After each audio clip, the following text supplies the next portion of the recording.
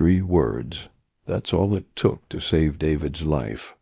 I need help. 3 words he'd never said out loud before.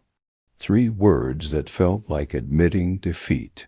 3 words that changed everything. This isn't a story about weakness. This isn't even a story about failure.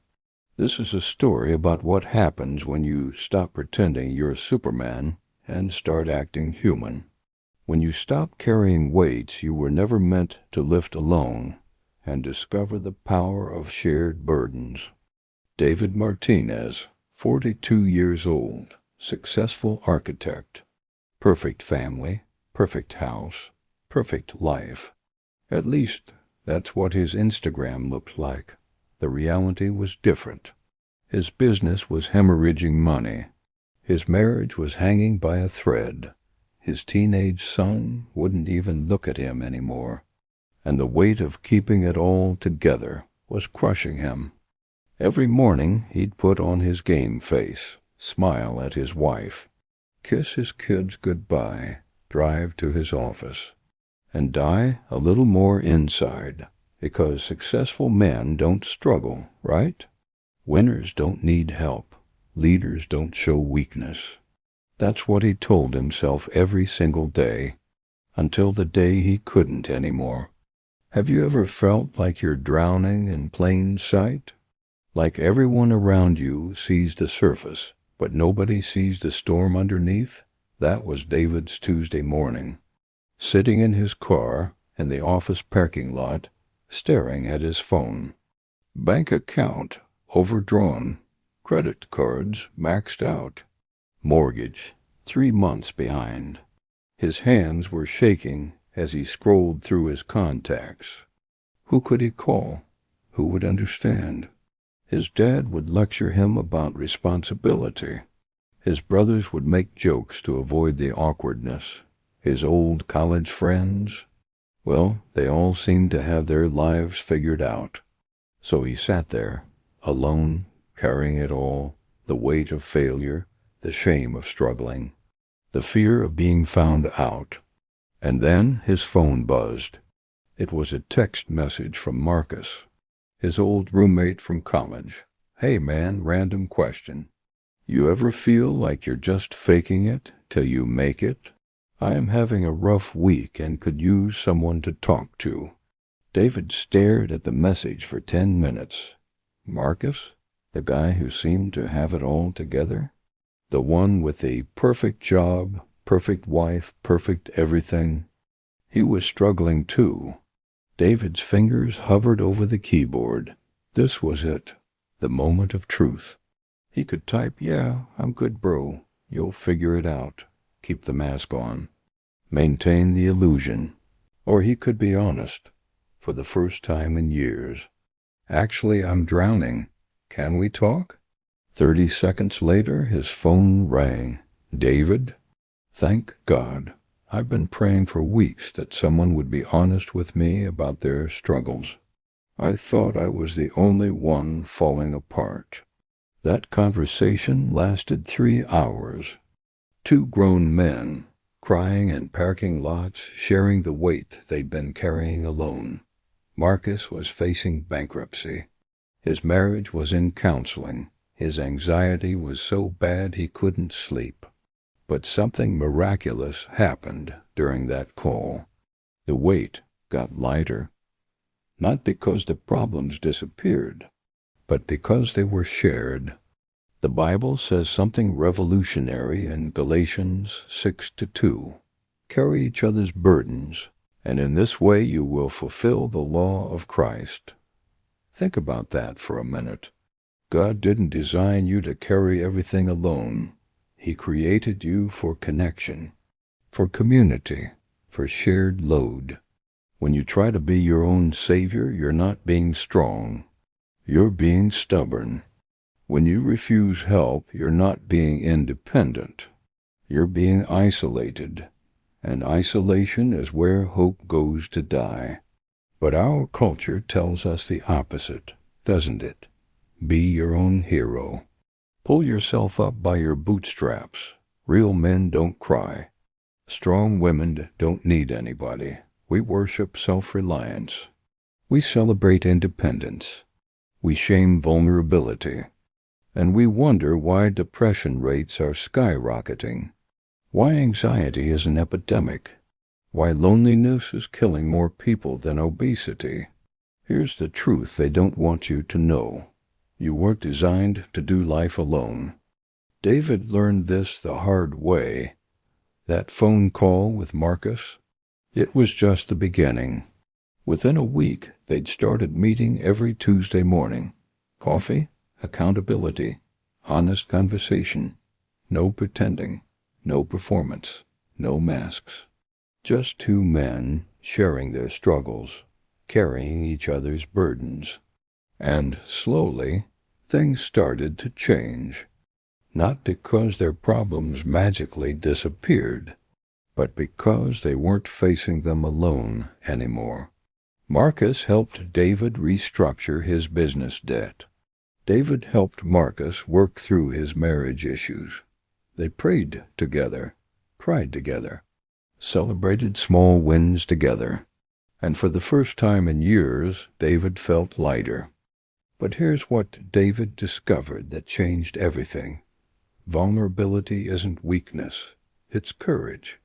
Asking for help isn't failure, it's wisdom. Sharing your struggles isn't shameful, it's healing. Not just for you, for everyone around you. Because when you take off your mask, you give others permission to take off theirs. When you share your burden, you create space for others to share theirs. When you stop pretending to be perfect, you start being real. And real is what people are desperately hungry for. 6 months later, David's Tuesday morning coffee with Marcus had grown. 4 guys, then 8, then 12, all successful, all struggling, all carrying burdens they thought they had to carry alone. They called it the Real Men's Group. Not because they were more masculine than other men, but because they were more honest. They shared business struggles, marriage problems, kid issues, health scares. They prayed for each other, supported each other, carried each other, and something beautiful happened. Their businesses started thriving. Their marriages started healing. Their kids started respecting them again. Not because they got their lives together, but because they stopped pretending they had it all together. Now let me ask you something. What are you carrying right now that you were never meant to carry alone? Maybe it's financial stress. Maybe it's relationship problems. Maybe it's addiction. Maybe it's depression. Maybe it's the weight of trying to be perfect for everyone else. Maybe it's the exhaustion of pretending you're okay when you're not. Maybe it's the fear that if people really knew you, they'd leave. Here's what I want you to know. You don't have to carry it alone. God never intended for you to. But isolation has enemies, 3 big ones. Enemy number 1, pride. I should be able to handle this myself. Pride tells you that needing help is weakness, that sharing struggles is shameful, that vulnerability is dangerous. But pride is a liar. The strongest people are the ones who know when to ask for help. The wisest people are the ones who surround themselves with other wise people. The most successful people are the ones who build teams, not walls. Enemy number 2, shame. If they really knew me, they wouldn't accept me. Shame whispers that you're too broken, too messy, too messed up for anyone to love. But shame is a liar too. Your struggles don't disqualify you from community. They qualify you for it. Your brokenness doesn't make you less worthy of love. It makes you more human. Your mess doesn't need to be cleaned up before you can be honest. It needs to be shared so it can be healed. Enemy number 3, fear. What if they judge me? What if they reject me? What if they use it against me? Fear keeps you isolated. It builds walls instead of bridges. It chooses safety over connection. But fear is the biggest liar of all. The very people you're afraid to be honest with are probably carrying the same struggles you are. So how do you break free from the prison of isolation? Here's your battle plan. Step 1. Identify your burden. What's the weight you're carrying that's crushing you? Name it. Write it down. Stop pretending it doesn't exist. Step 2. Find one person. Not a crowd, not a group. One person you trust. One person who's earned the right to hear your story. Step 3. Start small. You don't have to share everything at once. Start with one struggle. One area where you need help. One place where you're not okay. Step 4. Listen for their struggles. Vulnerability is a two-way street. When you share, create space for them to share too. Carry their burdens like they're carrying yours. Step 5. Pray together. There's something powerful about praying with someone who knows your struggles. It connects you not just to each other, but to the God who carries all burdens. David told me something last year that I'll never forget. I spent 20 years trying to be the man I thought everyone needed me to be. It almost killed me. When I finally started being the man I actually was, that's when I found real strength. Real strength isn't pretending you don't need help. Real strength is being brave enough to ask for it. Real strength isn't carrying everything alone. Real strength is sharing the load with people who care about you.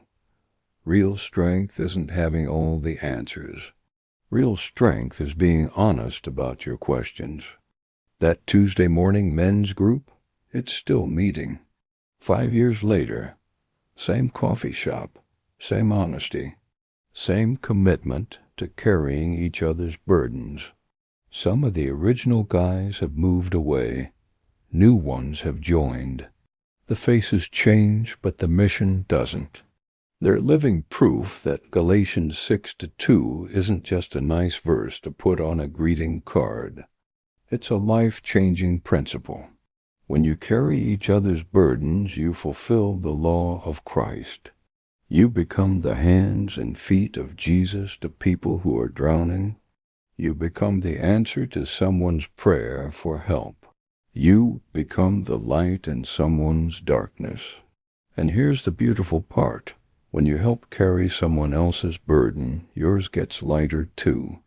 Not because God plays favorites, but because that's how He designed the system. Joy shared is joy doubled. Sorrow shared is sorrow halved. Burden shared is burden conquered. It's spiritual math that doesn't make sense until you experience it. I want to give you a challenge. Right now, today, before you finish listening to this, think of one person in your life who's earned the right to hear your story. Someone who's proven they can be trusted with your struggles. Someone who won't judge you, lecture you, or try to fix you. Someone who will just be there, and then reach out, send the text, make the call, schedule the coffee, and start with 3 words. I need help. It might be the scariest thing you've ever done, but it might also be the most life-changing, because on the other side of that vulnerability is freedom. On the other side of that honesty is healing. On the other side of that shared burden is hope. David's story started with a text message, a moment of desperate honesty, a willingness to stop pretending and start sharing. And it changed everything, not just for him, for everyone in his circle, his marriage, his business, his kids, his friends, because when you stop carrying burdens alone, you start carrying others toward freedom. The weight you're carrying right now, the struggle you're facing, the burden that's crushing you, you don't have to carry it alone. God never intended for you to. He gave you community. He gave you connection. He gave you other people who are struggling too. And He gave you the courage to reach out, to be honest, to ask for help, to carry each other's burdens. So here's my challenge for you. Stop being a hero. Start being human. Stop pretending you're okay. Start being real. Stop carrying everything alone. Start sharing the load. Because some burdens are too heavy for one person, but they're never too heavy for two, or three, or a whole community of people who refuse to let you drown. And if this message spoke to your heart, there's someone in your life who needs to hear it too. Someone who's carrying a burden they were never meant to carry alone. Someone who's drowning in plain sight. Someone who's waiting for permission to be honest. Share this with them. It might be the lifeline they've been praying for, because some conversations change everything, and some burdens are meant to be shared.